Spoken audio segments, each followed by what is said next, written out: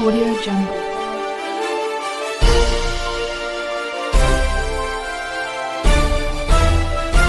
Audio Jungle.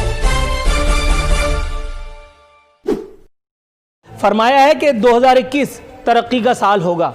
आपने पिछली दफा कहा था कि ये नौकरियों का साल होगा 2020। आप फरमाते हैं कि 5 बरस बाद हमारी कारकर्दगी को जांच लिया जाए। बस ये सोचकर धड़म तख्ता हो गया कि 2.5 साल में मेरी सरकार ने ये हाल कर दिया।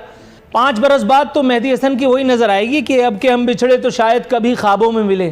फिर दूर शायद कोई मुअर्रिख बताएगा कि देखो वो एक मुमलिकत हुआ करती थी कि जिसे लोग एटमी रियासत पाकिस्तान कहा करते थे। अल्लाह से बेहतरी की उम्मीद है। घर से चला था तो कोई वादा किया था, किसी से वफा करना था, लेकिन मेरा बटन जुज़वी तौर पर जिस एक शख्सियत के पास कभी कभी आ जाया करता है, उसने मुझे कायल कर लिया कि ऐसी कोई हरकत ना की जाए। इसलिए बहरहाल जुज़वी तौर पर अपना वादा वफा करते हुए ये बता दूं कि वो लोग जो मेरी एक प्रेडिक्शन के गलत होने पर तबर्रा कर रहे हैं, बगले बजा रहे हैं, उन्हें याद होना चाहिए कि मैंने कहा था कि इमरान सरकार जरदारी की मूंछ का बाल नहीं तोड़ पाएगी। वैसा ही हुआ। उन्हें याद होना चाहिए, उन्हें भूलना नहीं चाहिए, मैंने कहा था कि नवाज शरीफ इसी मुल्क से जाएगा और आप उसको रोक नहीं पाएंगे। ऐसा ही हुआ। गिरते हैं शहसवार ही मैदान जंग में, वो तिफल क्या गिरे जो घुटनों के बल चले। उम्मीद है तशफ़ी हुई होगी, हालांकि मैं जानता हूँ आप उन लोगों में से नहीं हैं जिससे मैं मुखातिब हूँ, अच्छी तरह जानता है मैं किसके बारे में बात कर रहा हूँ। बहरहाल एक और इंटरव्यू हुआ है, अल्हम्दुलिल्लाह सुम्मा अल्हम्दुलिल्लाह, एक और नादिर शाही इंटरव्यू हुआ है, कुछ मज़ीद खाने कमाने का मौका हम लोगों को मिला है। फरमाया है कि 2021 तरक्की का साल होगा। हुजूर, इस पे एक शेर है कि तुम तो गम दे के भूल जाते हो, मुझको एहसान का पास रहता है। आपने पिछली दफ़ा कहा था कि ये नौकरियों का साल होगा 2020। अल्लाह जानता है मुँह चढ़े वज़ीरों के अलावा और उन लोगों के अलावा जो कभी कभी आपसे आप समझ रहे होंगे किस किस हवाले से राब्ते में रहा करते थे, उनको बैरून मुल्क से बुला करके और जो ओहदा और मनसब अता किए गए, उसके अलावा किसी को नौकरी नहीं मिली। लेकिन फिर भी आप कह रहे हैं तो मानना तो पड़ेगा। आप फरमाते हैं कि 5 बरस बाद हमारी कारकर्दगी को जांच लिया जाए। बस ये सोचकर धड़म तख्ता हो गया कि 2.5 साल में मेरी सरकार ने ये हाल कर दिया। 5 बरस बाद तो मेहदी हसन की वही नज़र आएगी कि अब के हम बिछड़े तो शायद कभी ख्वाबों में मिले।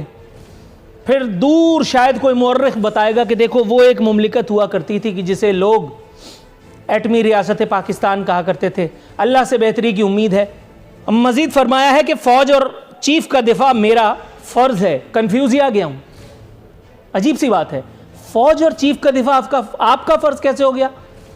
फ़ौज हमारी मुहाफ़िज़ है, हमें तो ये गुमान है, और अल्लाह का शुक्र है सुम्मा अल्हम्दुलिल्लाह, हर बार हमारा ये गुमान यकीन में बदलता है।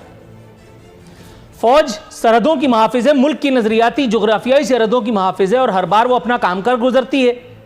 चाहे फिर कोई आसिफ अली जरदारी उसका क्रेडिट ले कि मैंने स्वात में झंडा लहराया, लेकिन जब एटाबाद ऑपरेशन की बात आती है तो फिर सब की ज़ुबानों पर कुफ्र पड़ जाता है।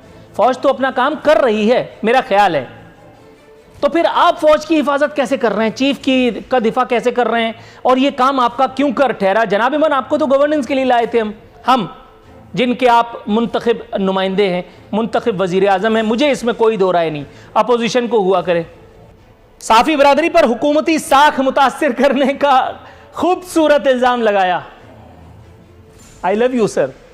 इस काम के लिए तो आपके अनमोल रतन काफ़ी हैं, और उसके बाद आपके इंटरव्यूज़, वो इंटरव्यूज जिसमें सवाल कुछ होता है और जवाब कुछ। और ऐसे ही एक इंटरव्यू अगर आप मुझ गरीब को भी दें तो मैं इंशाअल्लाह ताला इन तमाम तबर्रा करने वालों को भी ऐसा जवाब दूंगा कि याद आ जाएगी नानी।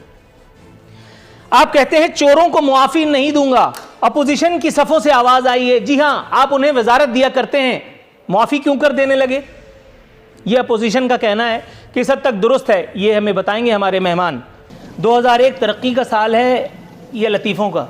इसको लतीफ़ा सुना करके क्यों शुरू किया है? पिछला साल नौकरियों का था, अपने मुँह चढ़े लोगों के अलावा किसी को नौकरी नहीं मिली।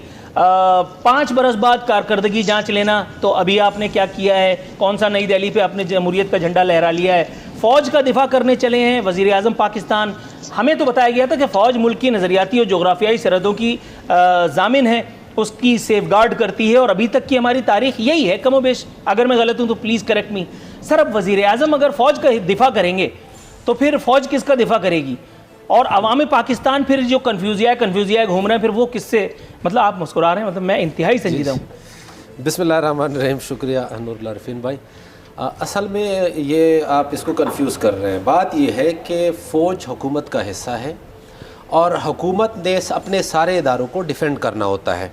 अगर जहाँ पे एक मिनट यही रुक जाते हैं। जी जी जी। पहले ही आपने यॉर्कर खुद ज़बरदस्ती बना ली, हालांकि मैंने तो बॉल कराई भी नहीं थी। फ़ौज हुकूमत का हिस्सा कैसे हो गई? देखिए, फौज रियासत का एक पिलर है, ये मैंने पढ़ा था। नहीं देखिए, ठीक है, फौज हुकूमत का हिस्सा कैसे, ये अभी मेहमानों से भी जानूंगा। मैं ये कहता हूँ कि ये सारे इदारे वज़ीर आज़म के अंडर होते हैं। ठीक है। इन्होंने अगर अच्छी कारकर्दगी देनी है तो वो उसका क्रेडिट भी वज़ीर आज़म को जाता है। अगर खुदा न खास्ता कहीं पे कमज़ोरी होती है तो भी इसके जो नुकसानात होते हैं वो वज़ीर आज़म को जाते हैं। अगर किसी इदारे पे तनकीद होती है, अब हमारे फ़ौज पे तनकीद होती है, तो फ़ौज जो है हर शख्स का बराह रास्त जवाब नहीं देती, न देनी चाहिए। सर, कुछ लोगों का ये कहना है कि इस काम के लिए तो हुकूमती इक़दामात और हमारे अनमोल रतन जो वज़ीर हैं, जो कोई बेरोज़गार था, कोई पाकिस्तान से बाहर था, उनको बुला करके नौकरियां दी गई हैं। इस काम के लिए तो अपने इक़दामात काफ़ी हैं। ये बेचारे सहाफ़ी क्या कर रहे हैं? बहुत से सहाफ़ी तो बेचारे फुल टॉस इंटरव्यू कर करके थक गए।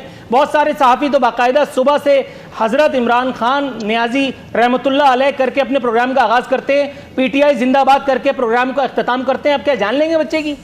बिस्मिल्लाहिर्रहमानिर्रहीम। नूरुल्लाह रफ़ीन साहब, मैंने दुनिया में बहुत ज़्यादा मोहसिन कश लोग देखे, लेकिन इमरान से ज़्यादा एहसान फरामोश बंदा मैंने दुनिया में देखा है, न मैं इसको कभी देख लूँगा।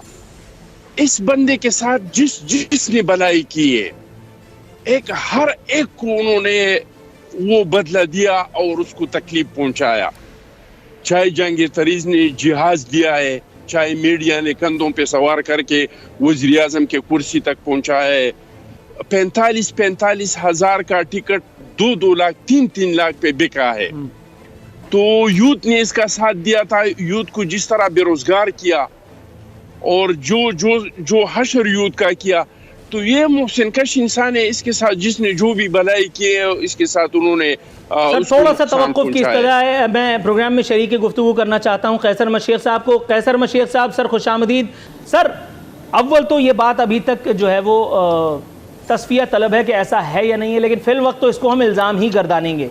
लेकिन आगे जो उन्होंने कहा है वो बात थोड़ी सी समझ में आ रही है कि तहरीक इंसाफ और इमरान खान 6 साल से फॉरेन फंडिंग केस में NRO लेकर सियासत कर रहे हैं। सर, आपको लगता है कि मतलब आपके कुछ वज़रा भी ऐसे ही थे, वो भी ज़ाहिर है कि साद रफ़ी साहब वगैरह वो भी जो है वो स्टे ऑर्डर लेकर के और वज़ीर बन गए। उनकी वजारत के पूरा अरसा उन्होंने निकाल लिया, खूब धूमधाम से उनकी जो है वो वजारतें उन्होंने दाग़े मुफ़ारक़त दिया, उसको पूरा टेन्योर किया।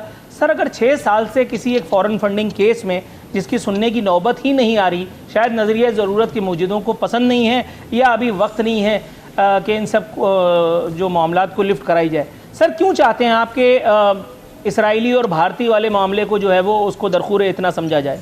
जी देखिए, एहसन इकबाल साहब ने ये बात की, ज़रूर उनके पास कोई सबूत होंगे और ये बात उनके वो वैसे एहसन इकबाल साहब बड़े सोच समझ के और वो ज़िम्मेदारी से बात करते हैं।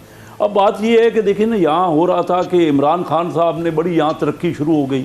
1952 के बाद पहला साल है पिछले 60 साल में कि नेगेटिव हुई है। ये ग्रोथ इस तरह नहीं होता। मैं मुईशत का क्योंकि तालिब इल्म हूँ, ये जो कह रहे हैं ना कि टेक्सटाइल इंडस्ट्री, और मेरा फैसलाबाद से ही तल्लक है, मैं वहीं चिड़ियोट से इलेक्ट होता हूँ, ये जो कह रहे हैं ना कि मुईशत की तरक्की सिर्फ टेक्सटाइल इंडस्ट्री से होती है, मुईशत तो सब चीज़ों का टोटल फैक्टर है। टोटल लोगों की 22 करोड़ लोगों की आमदनी हम छोड़ के गए थे 320 अरब डॉलर, जो हो गई 280 अरब डॉलर। अब लेदर इंडस्ट्री बिल्कुल नहीं चल रही।